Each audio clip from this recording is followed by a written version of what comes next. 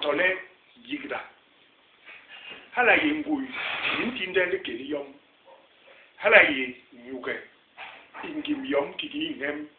le nyuma ikele bisu hala ye ngui intinde mu ibom gimjam ingui ni in la bong mu le abong longe jam tole bi ba jam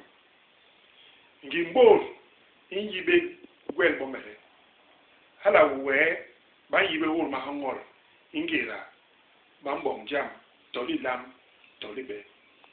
de la kale inte murunu unko ba be ijam mbo inyule ayibe bem ayibe honba ikene bisu ibare bongi mu ila ndigi ning ikum tole ning iyigra hala anla ba nyengi kon inyule imur ayi gwen nyemere nyena yi bong mam me mani